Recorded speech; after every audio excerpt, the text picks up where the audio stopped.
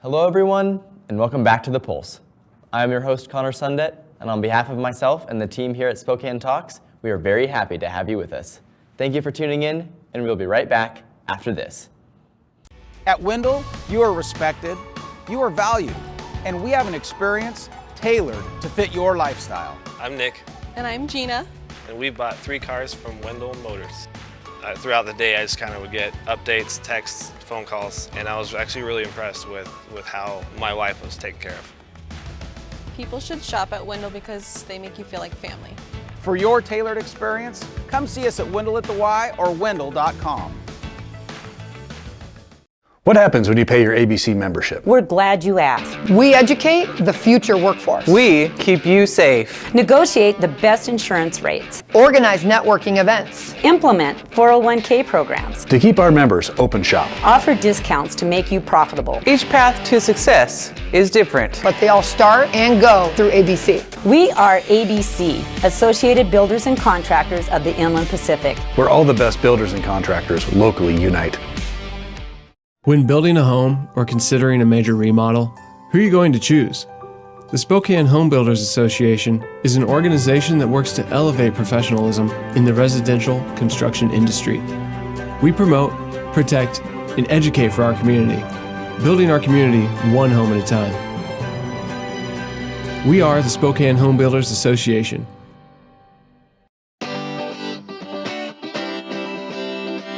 What's up, Spokane? I'm your host, Connor Sundet, here to keep you up to date on all things in our wonderful city. First, mark your calendars for next Friday and Saturday for the Spitfire Briefing at the Historic Flight Museum. At the event, Director of Development at the Museum of Flight, Mike Lavelle, is going to talk to you about manufacturing of the Spitfire, perhaps one of the most famous fighter planes of all time. The plane was designed by the company Supermarine for the British Air Force in World War II. The single-seat aircraft shot down over 500 aircrafts during the war and was instrumental in numerous dogfight victories. But I can't explain it better to you than the actual director. So if war and planes interest you, this event is for you. It runs from 7 p.m. to 8 p.m. on both Friday and Saturday. It will be kind of a part 1 and part 2. Next, for all of the golfers out there, consider stopping by the Spokane Convention Center for the Golf and Travel Show. The event consists of several exhibitors from the golf community, including golf club manufacturers, golf course designers, and other golf retailers. There's also an area for you to test your preseason skills through some challenges. There's a long putt and long drive challenge where winners can earn free golf clubs from retailers at the event. All of the proceeds from the challenges go towards Spokane High School golf teams so they can travel and compete this year. It's also a great opportunity to work on your short game before the season starts. And that's what's up, Spokane. Thank you for tuning in, and we'll be right back after this.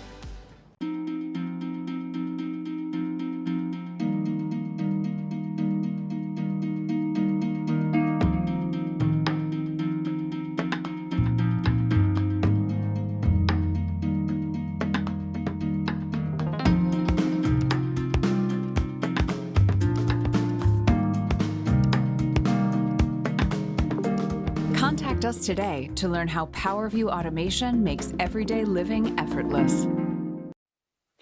Why are housing prices going up so fast in the Spokane area? Hello, I'm Darren Watkins with the Spokane Association of Realtors. It's a simple case of supply and demand.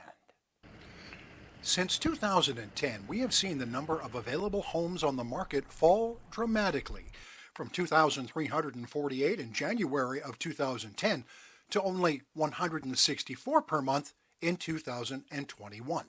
That's a 94% reduction in our housing supply. The result? Housing prices began to climb rapidly in 2015, with a median home price in Spokane County of $179,000. That same home today would cost you $380,000. That is, if you can even find a home to buy. For the last, I'd say at least 10 to 15 years, I think we've been underbuilding. We've seen this crisis coming, and nothing's being done to fix it. There are no homes to purchase. When there is a home that comes up that buyers like, you're up against 20 plus other buyers who are making an offer on the same house. Adding to the crisis, thousands of families are fleeing major West Coast cities such as Seattle, Portland, and Los Angeles. Among the top destinations, Spokane, Washington. When you talk about an out-of-town buyer, they've sold that home in a coastal market, let's say, a Seattle, Portland, San Francisco, LA, take your pick, for $1.5 million, and they come to Spokane and can replace that thing and be in a nicer home for $500,000. When there are 20 plus offers on a property that they feel like they don't have a chance. So now they're having to look at homes far lower than they're even qualified for, because they have to compete with cash deals or something that goes so much further over the list price, and it's extremely defeating for clients. The answer is clear. We need more homes immediately, especially for entry-level workforce housing. Every day that we wait, those costs are just going to keep going up and up. First, join us with our new reporter, Kendall, as she talks with Ethan Perreiah, who is actually our new host for the new/returning program, My House, My Home. Enjoy. Hi, I'm Kendall with Spokane Talks. Today we are here with Ethan Perreiah, Real Estate. Hi Ethan, welcome. Hello, how are you doing? I'm doing pretty good. It's nice to be with you today. Yes, thank you for having me on. Yes, of course. So let's just dive right into it. Let's hear about how you started this real estate company. Yeah, so I have actually only been in real estate for about 4 months now as a real estate agent. I've worked in insurance and kind of real estate investments for the last 3.5 years before that. And I kind of feel like all of my jobs after high school,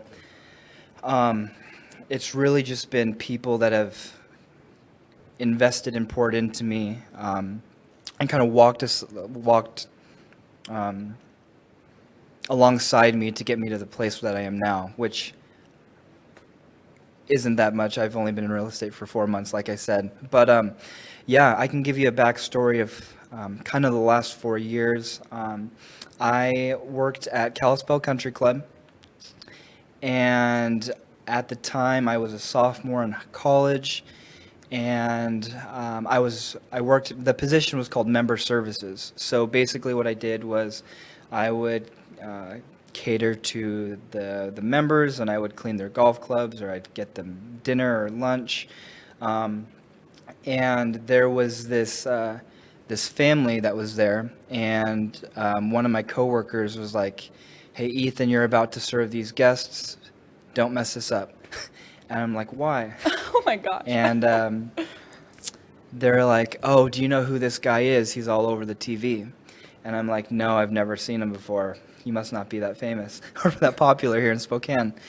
And she's like, "Just don't mess it up. He tips really well. You don't want to mess this up." I was like, "Okay." So when I go to the table, I go, "Oh, hey, you're such so-and-so. You're the guy on the TV." I've never seen him on the TV before. And he just started talking to me and just investing into me just right off the bat. And he asked me about my life story. He asked me about my education, my career aspirations. And at the time, I told him I wanted to go into pharmaceutical sales. And he's like, "Awesome. I have a lot of friends in that industry. I'd love to introduce you to them sometime." And as the conversation kind of continued, he's like, "Hey, you need to find a mentor. You need to ask out a person that you respect out to coffee, and say, 'Hey, can I pick your brain?'" 20 minutes later, we're still talking, and he's like, "Hey, ask me out to coffee, ask to pick my brain." So I'm like, "Hey, do you want to get coffee?" And he's like, "Yeah, I would love to. Under one condition, you need to read a book." And the book is called How to Win Friends and Influence People by Dale Carnegie.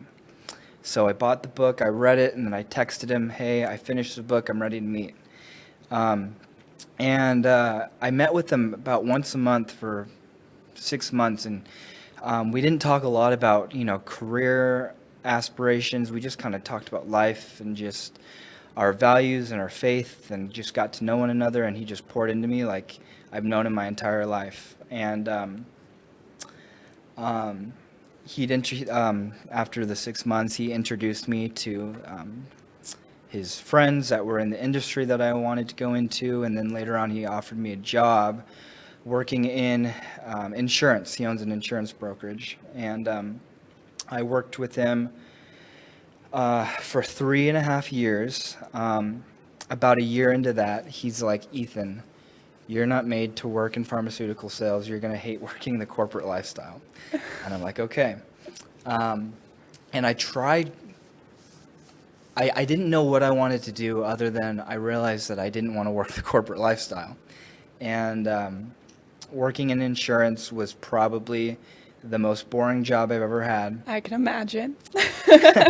And he told me every day for 3.5 years, work with me for 3 to 5 years and I'll help you start your own business. I think that's what you're supposed to do. And I tried quitting 4 times in that 3.5 years. And every time I quit, he would just offer me other jobs or other opportunities, or he'd just be like, Ethan, what's the end goal? Like, why are you here right now? And looking back now, I'm like, wow, he had a lot of patience for me. And every day, literally every day for 3.5 years, he's like, just stay with me for 3 to 5 years. I'll help you start your own business. It hit about that 2.5-year mark. And I didn't know what I wanted to do. I didn't know if I wanted to continue to work in insurance and start my own insurance brokerage. I kind of wrestled with, or I pondered whether I wanted to go into real estate. And I thought about starting, a ton of other different business ventures. And I was going to sell one of my houses, and my real estate agent, who was my youth pastor when I was like 10 to 15 years old, also just started pouring into me, and we'd meet frequently about once a week. And we didn't talk about the home process, we talked about life, and he just wanted to pour into me. And he's like, what do you want to do for a career? He's like, what do you like to do? And I'm like, you know what? I honestly don't know what I enjoy. But I do know that I like working for myself. I love people. I love being able to influence people and give others opportunities, invest into other people. But I was like, I can't tell you exactly what I want to do. And he's like, you should consider real estate because you're able to pour into people. You're able to have an impact. It's one of the most intimate sales jobs that you can have because you're literally helping people make the biggest financial purchase of their life. No, seriously, yeah. I was just very on the fence. I'm like, I don't know if I want to be a real estate agent. I don't know if I want to do that. He's like, hey, you need to read this book. Another book. Another book. It's something with books, right? And he's like, just read the book, see if it fits with your values and what you want to do for a career. I know this isn't probably what you want to do for your entire life, but I think it meets everything, all of your criteria for what you're looking for and what will give you purpose. Wow. The book was called Millionaire Real Estate Agent by Gary Keller, and it talks about the financial aspect, but then it also talks a lot about how you can impact other people. And I didn't realize all the ways that you can impact other people in real estate. I thought it was just, you just help someone sell their house and you get a check. Yeah. And I'm like, I don't know if that's something that I want to do because that I didn't realize how it didn't seem very meaningful. Right. Because when you hear real estate agents, you're just like, they just sell homes. Yeah, they just sign it and go. Exactly. And then after I read the book, I'm like, there's so much more. I was like, any job that you have, you could say, it's just you just do X, Y, and Z, and that's it. You could say you're a teacher, and I just teach from 8:30 to 3 o'clock and go home. Right. But it's the impact that you can have with that opportunity that you were given. So after I read that book, I'm like, you know what? I think I can do this. So I started studying for my real estate license. I was still working in insurance. I took the test 5 times. Oh my Lord. And it was a long 5 tests. I was like, man, is this what I'm supposed to do? But I finally passed it. It was literally probably 9 months of studying and then taking tests.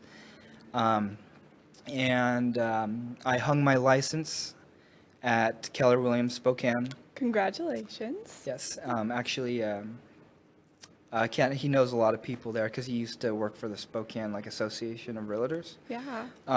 So everyone there knows Kent. And I'm like, okay, well, I finally left insurance, which was what I wanted to do. I got my real estate license, but now what? And I was in this training, and before I got into real estate, it's kind of like grass is always greener. Like you see people just post on social media, and I thought that all the business was just going to come to me. Right. Which wasn't necessarily the case. You can get 200 likes on a post, but that doesn't mean people are going to say, hey, will you help me buy a house? Right.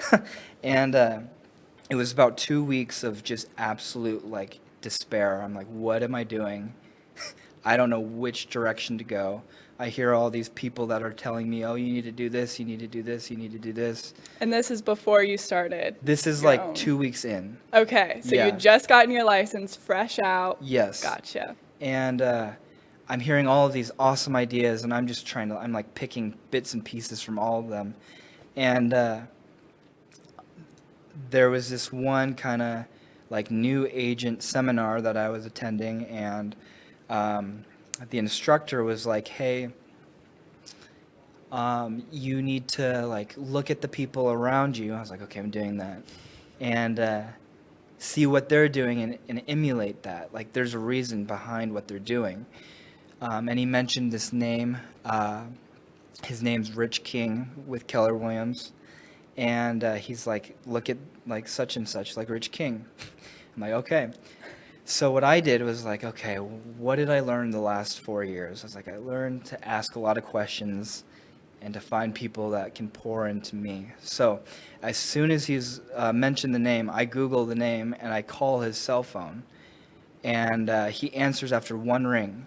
I'm like, hey, I just want to introduce myself. My name's Ethan Perreiah. I just started in real estate.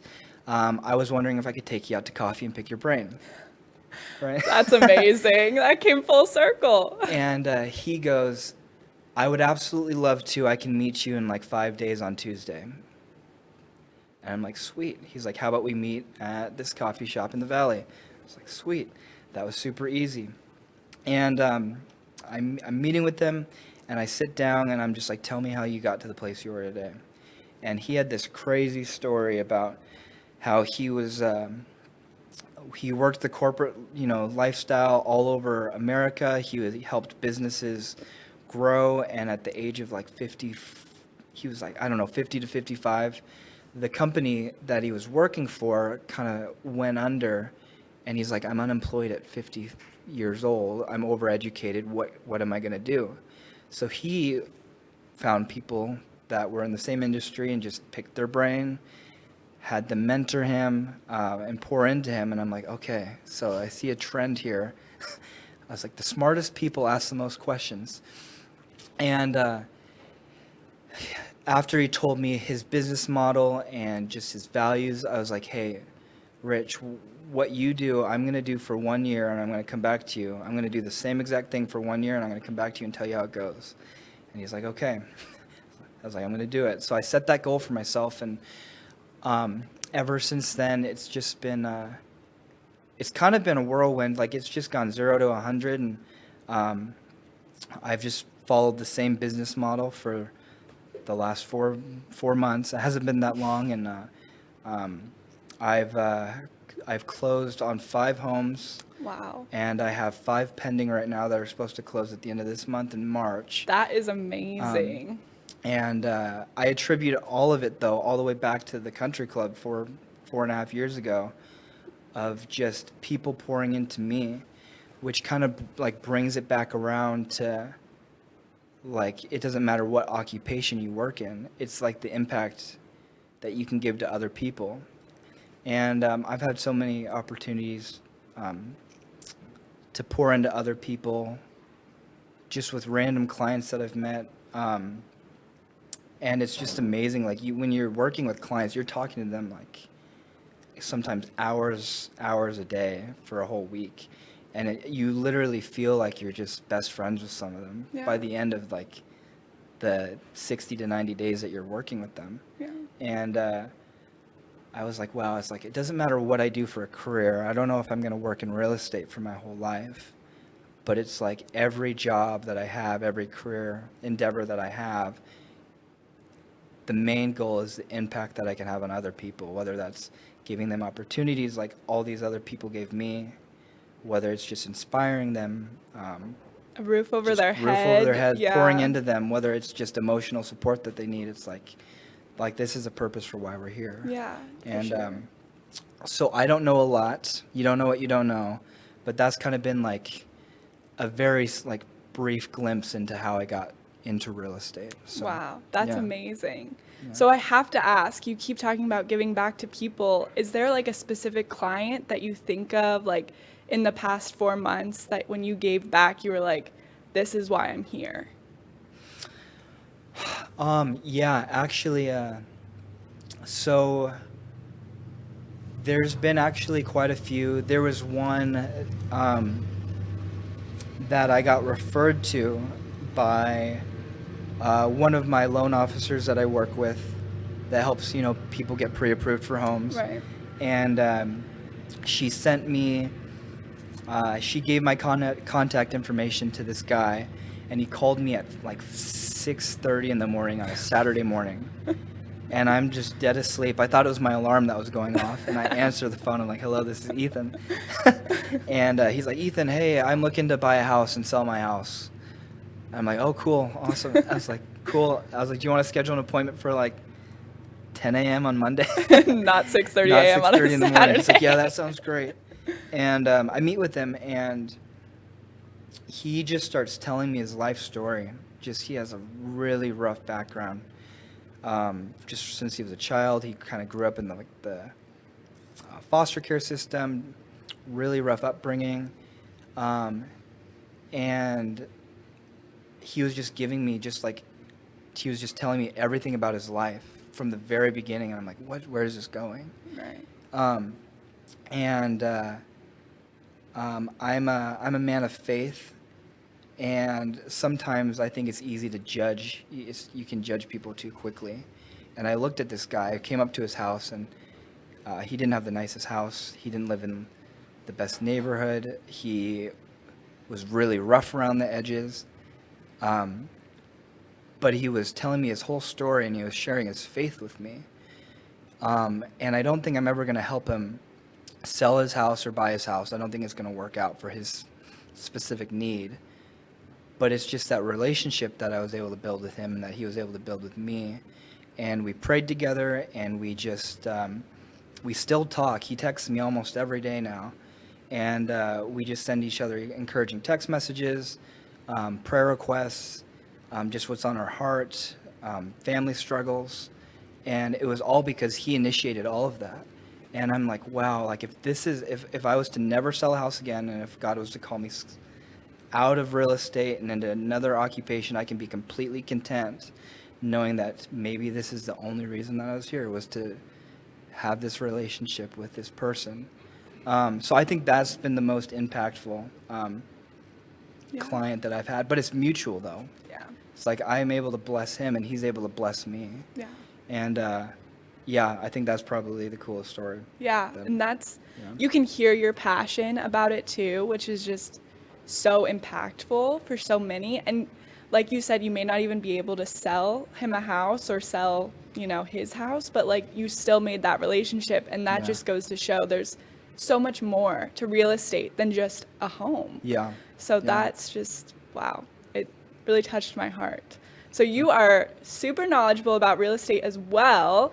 So tell me a little something about this new gig that we have. Yes, I am actually super excited. It is a new segment called My House, My Home, and I will be the host, just like you, I guess, but different avenue. And basically what we do is we're going to just be meeting with local business people in Spokane that have businesses that relate to their homes, whether it's plumbers or roofers or landscapers, electricians, We're just going to be interviewing them, asking them about what's going on in the market, what's going on in your industry, and just getting a better understanding of like what goes into kind of home ownership, maintaining their home, and what's happening in Spokane. So I'm super excited. Yeah. Yeah. Especially for a lot of first homeowners too. This could be really great for them, or Yeah. even just people that have owned a home for 20 years and they're like, my gutter needs cleaning Right. out. This is where you can go. Yeah, you live with your parents, right? And they take care of the house, and you do some chores like begrudgingly because they tell you to. But like when I got my first house, I didn't realize I had to pay the Avista bill.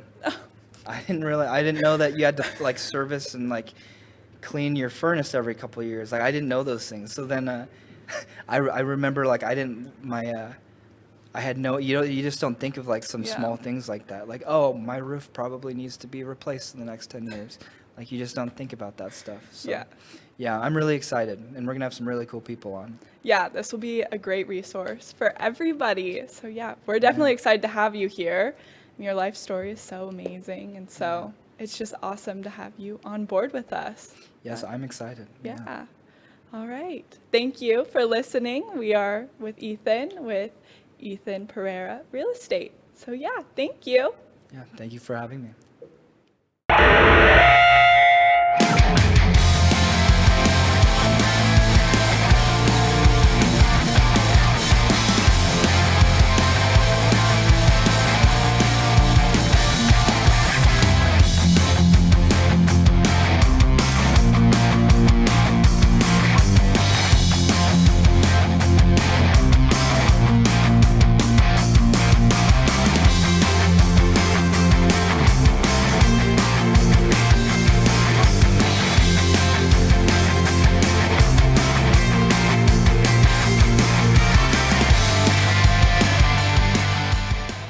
Next, join us for the Sheriff's Report, where Sheriff Ozzie Knezovich talks about the dangers of social media, especially Snapchat, and how it often intersects with crime.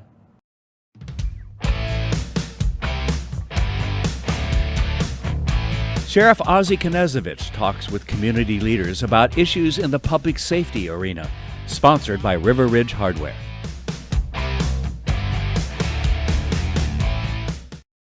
This is Ozzie Knezovich, Sheriff of Spokane County. This is the Sheriff's Report. And today we're going to talk about social media. More specifically, how that social media is being used to commit a lot of crimes in our community. A lot of our youth are committing crimes in our community using the social media of the day. And with me in the studio, I have Mark Voigtlander, our supervisor of our Regional Intelligence Group, better known as Rig 9.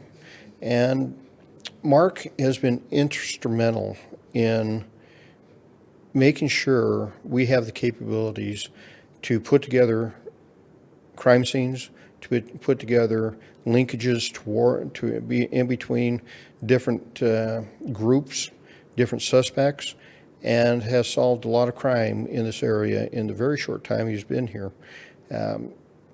Mark is also helping us design the rig, taking it to the next level, so we will be able to step into the 21st century as far as real-time crime centers and being able to better protect you, your families, and this community, despite what sometimes our legislators do to our abilities to do that. Mark, social media. Social media is becoming a major player in a lot of the investigations that you're doing, a lot of the cases that you've worked on and solved. What exactly does that look like?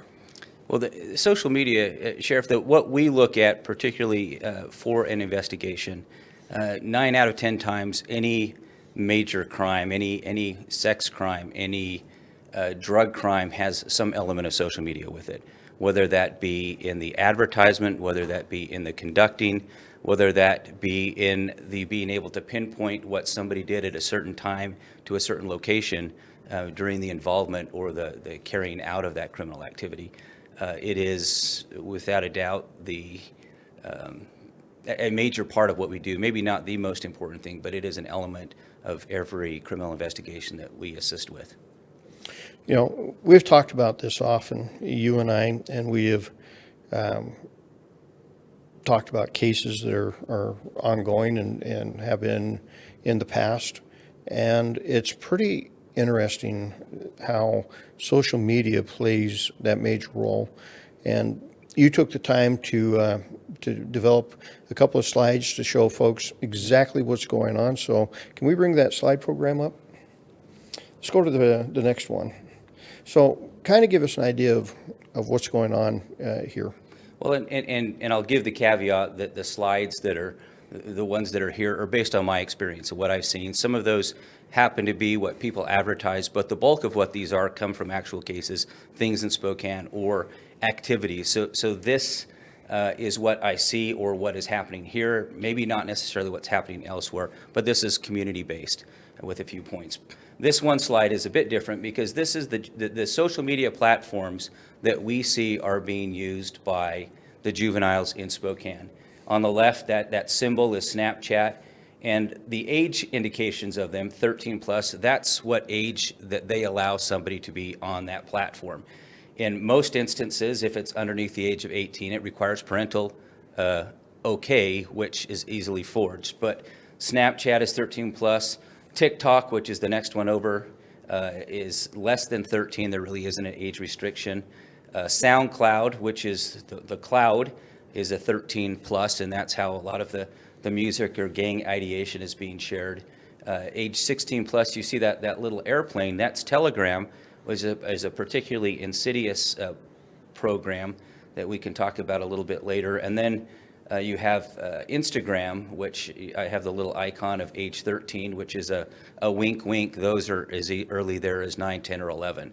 There's really no check on that. That's a Facebook company.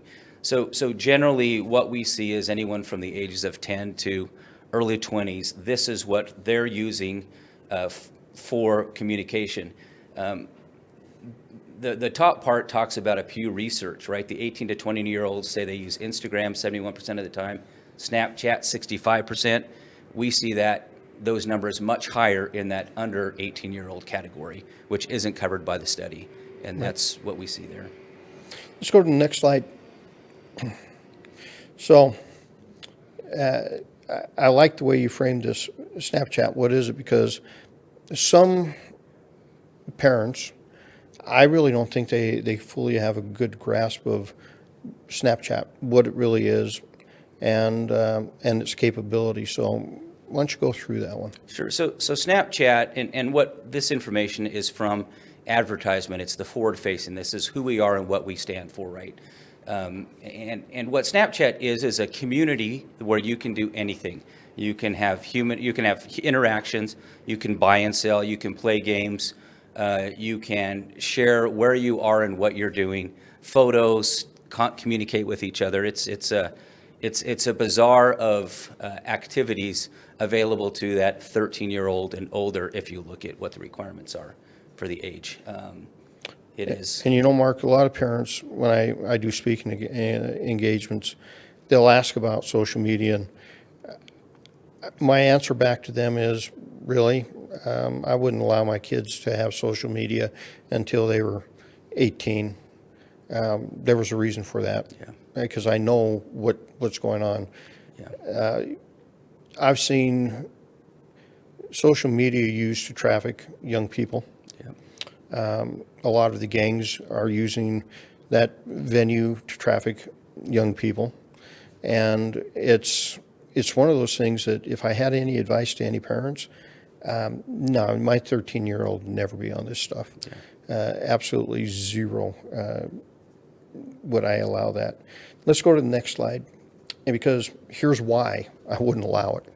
Right, and what we saw before was the happy bubblegum explanation of what Snapchat is. In reality, what we've seen here locally are videos or explanations of juveniles in their bathrooms showing pictures of each other with guns, right? So that's one instance. We see that with gang activities. We see the second picture, which is kind of not necessarily a criminal activity, but certainly an immoral activity with the smash and pass for this is you often see the objectification of women or of teenage girls, whether they would be smashed or passed, which of course is a sexual reference, and that becomes fairly common. And there's website or there's Snapchat and Instagram pages that are designed to that for individual middle schools or high schools, and we see that and share that with the school resource deputies as well when we see those. What is interesting as well is the Snapchat profile underneath the heading Mail Delivery Marketplace is not only does it advertise what's happening here, but what can be shipped to you through the U.S. Postal Service. And with our investigative units, we have conducted activities which have shown that we can indeed get, purchase, and acquire anything from vapes to marijuana to hard drugs to guns through the mail versus these applications. And then local delivery, you see the one on the right, that's a very common use where local dealers, and most of these are juveniles, will say, I'll come to you because you don't have the ability to drive. I'll meet you in this parking lot. I'll meet you, just drive your bicycle up and communicate with me and you know, give me your $20-30 and I'll give you the product that you want. So this is all kids talking to kids for a great amount of that. There are older people that actually exploit this situation also, but guns, drugs, pretty much anything you want to find, you can find through these venues, and we've seen that at the local level. A lot of our gun deals are going down on Snapchat. Young people selling guns. Talk a little bit about what you've seen as far as that. So I've seen that we have seen the purchase of guns through those applications. If I think back to, I'll say in the last year, 20 or 30 returns of search warrants, information we've got back from Snapchat. If I said that there were thousands of guns that I saw listed, that would probably be an exaggeration, but not by much. There's definitely over hundreds that are on these juvenile kids selling or looking at or passing. And I know that we have multiple activities or illegal hits that have happened when these juveniles have tried to sell guns to each other, and instead of a purchase going down, they meet somewhere and they take or attempt to take by violence either the money or the guns. So we've got a handful of those that happen that I can articulate to as well. A lot of rips going on. Yeah. And the guns that they're selling are stolen guns. They're stolen guns. Yeah. So it's interesting every time I hear about a new bill that our legislator are wanting to pass. There's a bill right now trying to limit the capacity of magazines. Until our legislators learn one thing, all that does is take the ability of law-abiding citizens to purchase those things. Law-abiding citizens are the vast majority that own guns. They're the vast majority that own high-capacity magazines. And to take that away does nothing to these people's ability to get those type of products. I mean, my gosh, we haven't fixed the problem of fentanyl coming over the borders. You don't stop the criminal from having this stuff.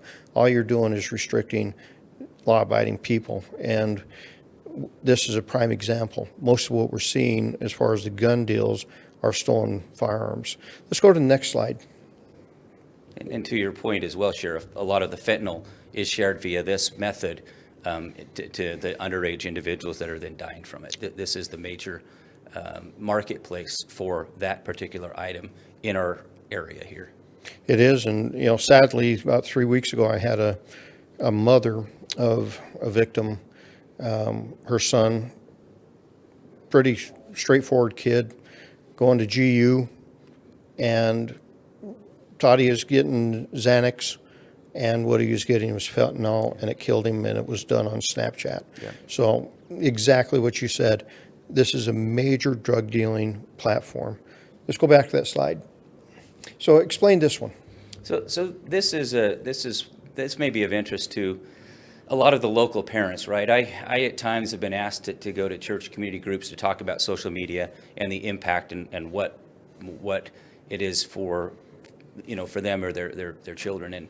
And one of the concerns that they typically have is, it's just a way to keep with their friends, and it's just a local group. But what we find, in fact, is actually different, right? And particularly as it deals with the drug dealing. And these are actual snaps from around this area. The one on the left side, the map, shows the location-based data of individuals that deal here in Spokane, and some of those are fentanyl pills, and they typically will have cartel-type connections. So, for instance, this is an individual. I'm not sure. I've been trying to find a prescription Xanax everywhere, and no one has pills. I've been looking, and then the other person who sent us this imagery was, hey, what about the dude that gave you some last time from Oregon? Has he not got any, right? So the individuals know that they're getting from out. They're smart enough to say we want it to be prescription, but in fact, when you look at the individual from Oregon, he was picking up in California and Nevada area, which that is one of the major thoroughfares to bring south of the border fentanyl that looks like prescription drugs into our area. So this is just example of what we see here with data we've collected here and how that exactly impacts us and really future deaths of fentanyl that we're going to see by this platform. Let's go to the next slide. Put this one together for folks. So we, last year, we gave you some data, and so you initiated the Sheriff's anti-violence effort. And part of that was we initiated some contacts via the Snapchat application and doing deals that had to do with juveniles and juvenile violence and the drug deal and drug prescriptions. Out of that, we've had quite an eye-opening experience of how this actually works together. This was one instance where one juvenile was dealing to other juveniles, making thousands of dollars a week, if not a day. And one of his partners was a suspect in a homicide out of northern Idaho. And another partner who was older had cartel connections that was helping to bring in not just the vape product, but also the marijuana cartridges and the harder drugs. In addition to that, we used Snapchat for multiple different drugs exchange, including guns with these juvenile groups. Again, all of those illegal, all of those out of the area, but that's one of the examples that came that as our investigation, trying to understand what was starting and part of the juvenile violence problem. When we had that conversation, a lot of people were like, well, why are these kids vape? Why the vape pens? What is the big attraction here? And why are they, stealing and selling? And actually, they were ripping each other off. Yeah. Hey, we'll sell you a bunch of vapes. They'd go to make the deal, and people were getting shot over vape pens. And folks, the reason that was is you can use those vapes to use your drugs, and that is a new delivery system. And marijuana oil and all that are very, very potent. And again, what we've done to ourselves as a society sometimes makes me just scratch my head. Many of us tried to warn Washingtonians about legalizing marijuana. Now we're starting to see the true effects of that. They told us, the people that promoted legalizing this, the drug cartels will just go away. It'll be legal. The underground marijuana will disappear. That's not what happened here. As a matter of fact, the cartels are stronger than ever, and the link to the Chinese syndicates are even more astounding, and it's all surrounds marijuana. When we follow the money, right, the initial data would indicate that there was a problem. And as we followed the data with law enforcement activity and then evaluating what that activity meant, exactly what you said came out was that it was a furtherance of continuing criminal enterprises that weren't local, but we were part of the tentacle of something that was larger. And that's what the data indicates, and that's what our actions show. In addition to that, one thing we didn't realize when we looked at the data on the front end was that the power and influence of the money made from these, the vapes and the delivery systems, and how that fed into protection or being part of gangs to offer protection so you didn't get ripped. You had kind of this upward spiral of, I have money, so therefore I need protection, and then, hey, he has money, therefore I will steal it. And that created an increase in the violent efforts to protect and to get money from other folks. So you had this pride, and then you add some of the gang ideations of you hurt my brother, you hurt me, and it becomes even more problematic than just about the money or just about a sales mechanism for someone who states, if not a country away.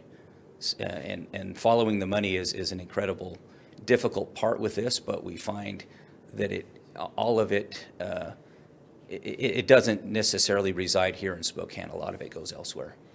Yeah, it's amazing that our kids got sucked into the cartel, and they're being sucked into the cartel through these apps. Yeah. Let's go to the next slide. Why don't you talk about this one, because these are very disturbing things that happen in this community. We've had a lot of young kids die through gang activity and everything else. So talk about how the gangs are actually, challenging each other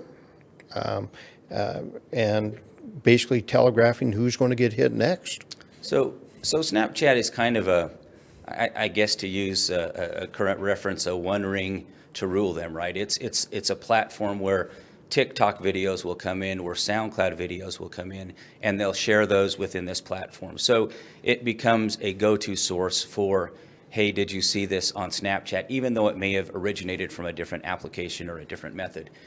So one thing that we see are the gangs will often make their own videos that have to do with gang-related. They'll have guns, and we'll also then see those as being threatening. And we see that kind of in the one on the left side there. The next one, too, of that was a conversation between two individuals. One was a vape seller, and the other one was a buddy of his, talking about how he beat people up, and that was just a normal course of the way you do business, right? And these are 14, 15-year-old kids that were talking about that when they happened. The one right next to them with the police officer, that's one that's kind of an interesting ideation. The more that we get into the Snapchat and understand what those icons mean, that doesn't mean that that's a police officer that's there. That means that it's someone doing something illegally. And this is a post from a 15-year-old kid saying, basically, I have guns to sell, right? And that's a local person here. And then we see that information of a video with that particular gun, if not other guns, weapon style ones that were acquired illegally. And what all of those have to do, and I had to black out a bunch of those, but because some of those are, within current activities, is that there's a lot of calling out. There's a lot of calling out of individuals. There's a lot of calling out about potential snitches, individuals that may have had a report somehow in law enforcement that may or may not have reported anything, but reported an activity that are then outed, and this is the platform that they do it with. The emojis on the left-hand side, we almost go back to some hieroglyphics here, where instead of words, and this is the part where parents might consider looking at their children's social media accounts a little bit better, but the top one there indicates different gang activities or being able to travel. An 8-ball, meaning some drug activity. The gas, an A and an NG, gang. Gas can also mean marijuana.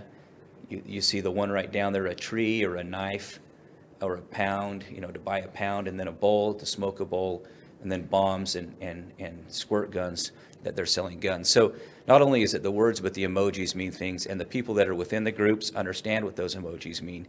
And that changes, so we try to understand. And off to the right there is a little one that we came from here locally, right? That wheelchair doesn't mean that the person is crippled.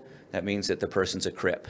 The blue color and that. And then the one right below him, the gorilla, that typically is a gangster disciple member, right? So ninja money. He's a ninja at making money. A trademark means he's the original. He's the original money maker, but he'll bite you if you try to take his money, right? So all of those are most of those are drug dealers and advertising if you were to look at their stories. But that's the forward-facing. What they're saying is, this is who I am. This is what I stand for. And what we see at times are some kids that just throw those emojis and act that way, and then they talk the talk, and then they get actions or beatdowns or threats against them.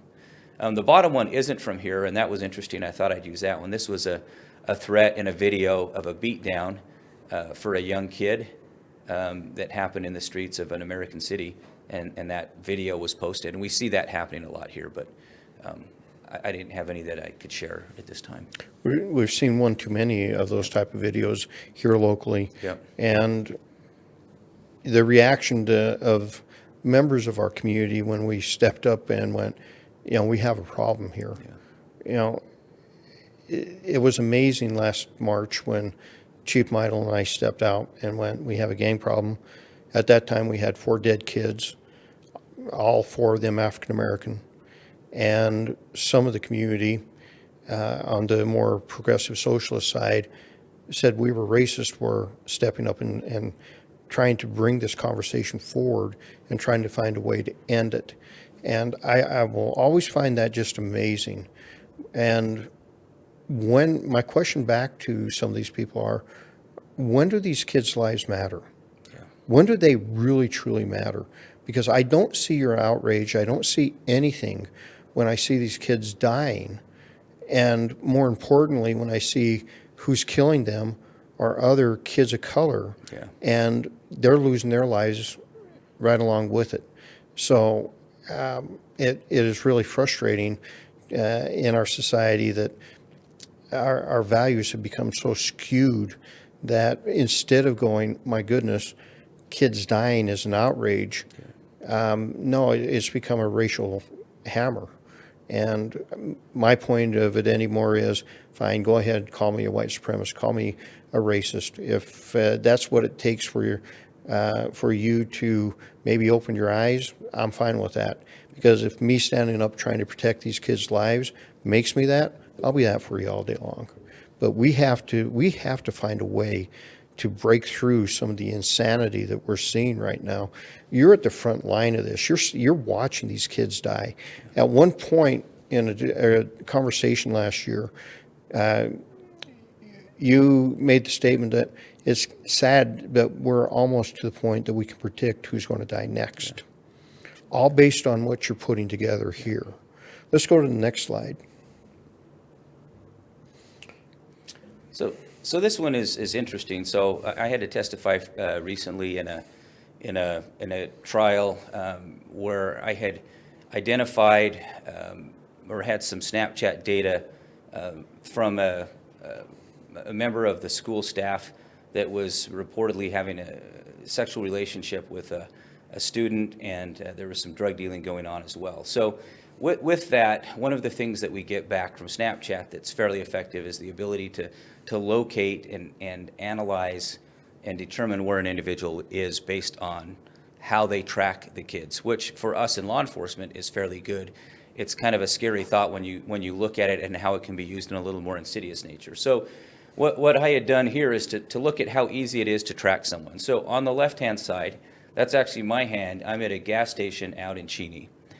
This was last weekend, or a weekend ago, where I was there, and if you look close enough, you can see that my icon is right where the vehicle is, where I'm standing based on a map. So it is pinpoint accuracy that this is where I am. So I had a family member who was in Missoula, and she was sharing her data with me. So I looked at where she was located at that time in Missoula, Montana. So you can see the middle picture is where I am, where she is.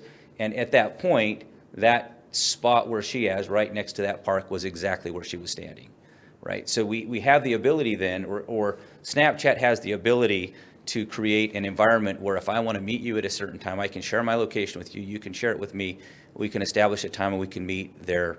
And what that data looks like on the right-hand side is a visualizer. So When we get that data back, it's basically a big spreadsheet that is hard to understand. So we have to put everything into a way that we can understand it. What that data shows is that we can then interpret is that these individuals were at this place at this time, and that solidifies what the case is. So that's the information that's being collected on you from those organizations, and that's how it's used to be able to connect with individuals. And when you talk about the insidious nature of that, non-law enforcement can do this. Yes. They can actually track you and Yep. track you down. Yeah. If you're using these apps and things like that. You know, many of these apps that you can pick up, which one of the first things that they always say, can I share your location? Absolutely never.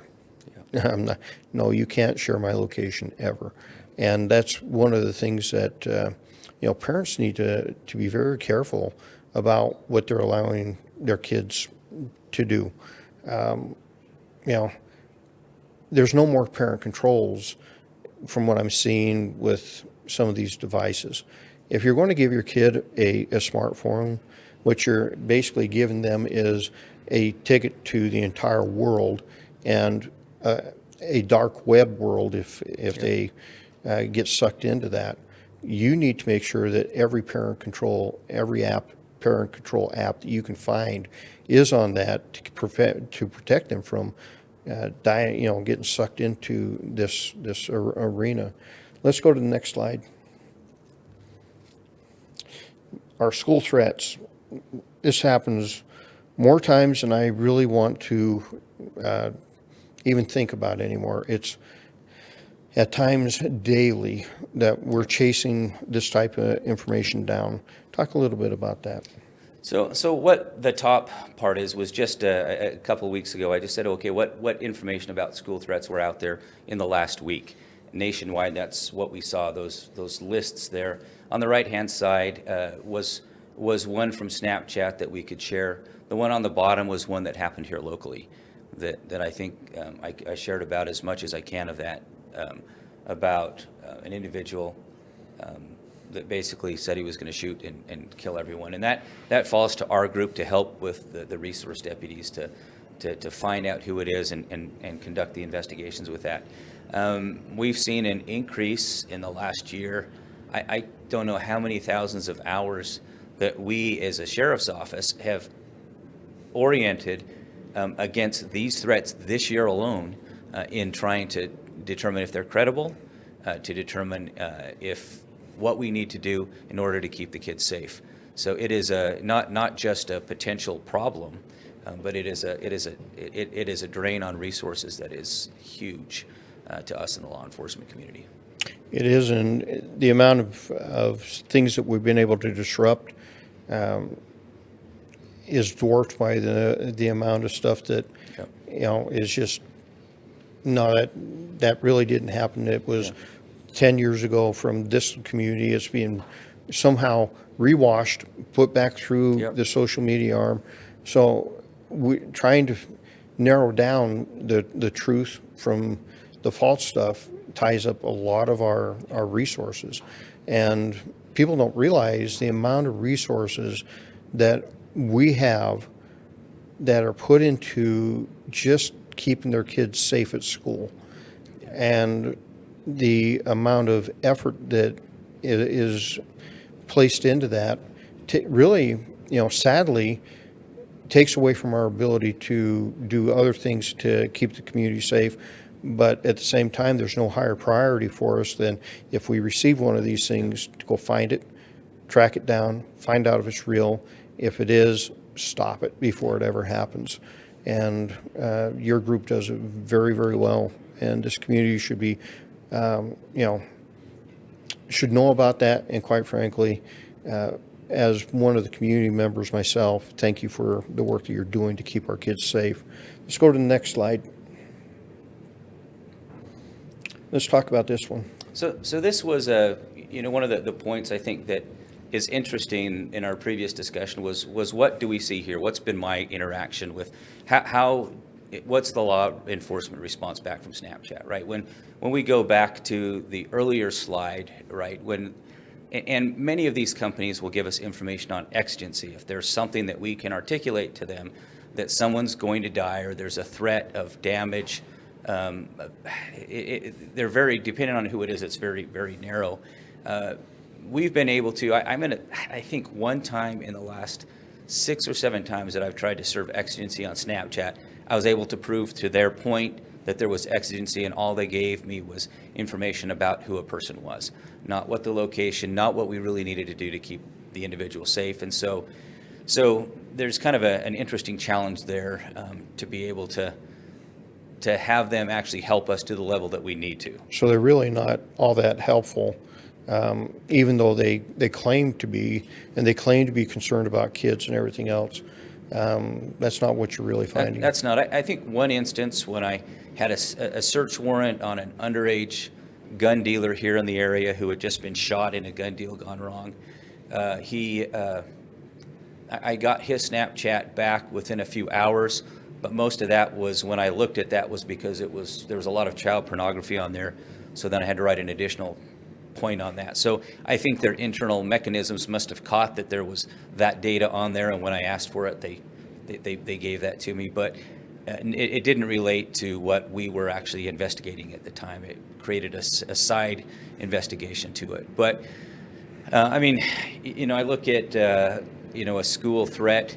I issued a Snapchat request. They gave me a little bit on exigency. Served it, I think, on the 25th of last month to find some more data about where people were, what they were doing, what the actual communications were. And I got a notification yesterday that it came in. So when we get back, I'll look at what data they actually had to provide that.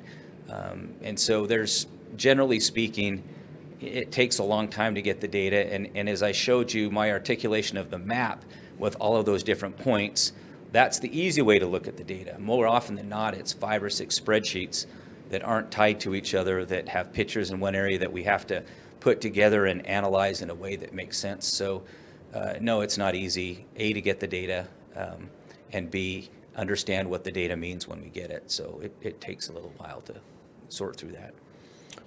The harsh reality, I believe, is our kids' safety and quite frankly, futures are being destroyed by these apps.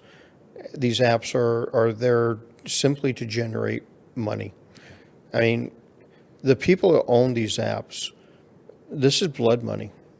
It truly is. And if I could ever meet them face to face, I would do my best to explain to them, you're making all this money based on kids dying from fentanyl, kids shooting each other. Is it really worth it? What is all this money that you have really worth these kids' lives? And to our elected officials at the state and national level, when are you really going to take these threats, and these apps are threats to our kids, seriously? When are you going to really help us regulate what these people are doing, or is their campaign donations more important than our kids' futures and their safety? It really comes always down to money. So much of what happens, the right gets sold out to money all the time. And I find that very frustrating. And sooner or later, at times it makes me chuckle, because some of these folks claim to be, woke socialists. Well, under that concept, money's not supposed to be an issue here. It's not an issue. But they sure seem to spend it very well. You see article after article anymore about Black Lives Matter and all the money that people have given them. It never got down to the local level. It never got down to the local level where we could really use that money to save these kids. It's been spent on mansions and everything else. Again, the folks that started that org were Marxist. But those Marxists sure turn into capitalists very quickly when money's on the line. And I just kind of shake my head at times about the hypocrisy that you see on a continual basis from these type of groups. Mark, I really appreciate the effort you put in to protecting this community. You worked all weekend again, and that's nothing new for you, simply to try to track down kids that are shooting kids and endangering the community. Folks, in the next week, I hope to have a video that I'm going to start releasing everywhere I go. I'm going to try to get this thing as far and wide as I can. What is the video? That video is of a shootout on the streets of Spokane between 2 carloads of kids at 5:40 in the afternoon on one of our busiest streets, Sprague. And what you're going to see, these are things that Baghdad, Mogadishu, Kabul, cities down in Mexico that are owned by our cartels, New York, Chicago, LA, not Spokane. Yeah. And we have worked very hard to keep this community safe, but on a continual basis, laws that are passed by our legislators always find a way to give the upper hand to the criminal. And they have made us very much unsafe. Reform laws, these weren't reform laws. These were get out of jail tickets for criminals. And what we're seeing now is this massive spike in crime. We're seeing our kids dying, and we're seeing our community. I've often said, and I hate to see it coming true, because I've always been asked by citizens, Mark, when does this end? I always said, it ends when the wrong person gets shot, when the wrong person gets strong-armed robbed, when a house invasion robbery happens to the wrong person. And you're seeing that in California now. You've had some very high-profile people be broke into home invasion type robberies, killed, and suddenly you're seeing laws going to be changed. You're starting to see emphasis on trying to knock this crime down. They don't care about regular mom and pop, but if somebody with money gets killed, that's when things start changing. Any one of us could have been on Sprague and Crestline that night. Any one of us, any one of our family members, any one of their family members.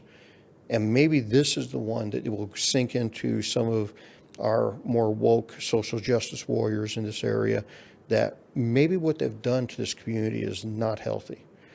Again, thank you for all you do. Sheriff. Thank you for being on the front lines of this, and thank you for keeping this community safe. Folks, this is Sheriff Ozzie Knezovich. Just a few things to think about.